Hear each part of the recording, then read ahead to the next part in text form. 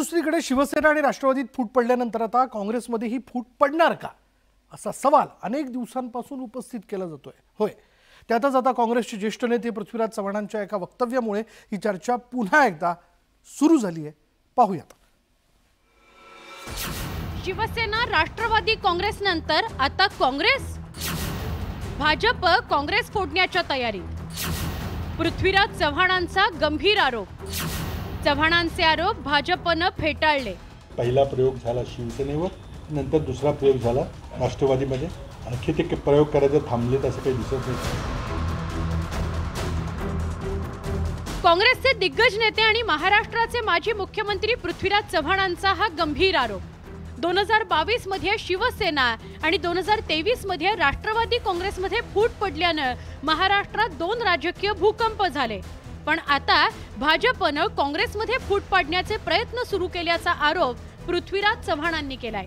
जे जुनं कॉम्बिनेशन ठेवलं असतं तर जुन्या समीकरणामध्ये त्यांच्या 10 पण जागा आल्या नसत्या, म्हणून मग एक एक प्रयोग व्हायला लागले। पहिला प्रयोग झाला शिवसेनेवर, नंतर दुसरा प्रयोग झाला राष्ट्रवादीमध्ये।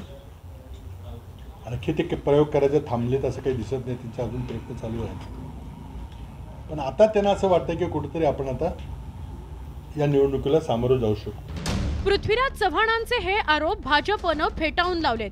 इतकंच नाही तर चव्हाणांना त्यांच्याच नेत्यांवर विश्वास नाहीये का असा पलटवार गिरीश महाजनांनी केलाय। मग तुमचे लोक सांभाळून ठेवा, बाबांना म्हणा। म्हणजे तुमच्या लोकांना विश्वास नाही का तुमचा स्वतःवर विश्वास नाही? काँग्रेस फोडायला चाललेले आहेत। आता तुम्ही तुमच्या लोकांना सांभाळलं पाहिजे ना। तुम्ही सगळे दिग्गज नेते आहात, तुम्ही सगळे माजी मुख्यमंत्री आहात, किती जण त्याच्यामध्ये राहिलेले आहेत, किती मंत्री राहिले आहेत वर्ष।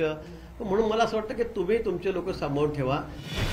खरं तर शिवसेनेत फूट पडल्यापासून काँग्रेसही फुटणार असल्याची भाकीतं वर्तवली जात आहेत। मधल्या काळात अजित पवारांच्या बंडानं पवारांची राष्ट्रवादी काँग्रेसही दुभंगली, पण काँग्रेसची हाताची वज्रमूठ मात्र कायम राहिली।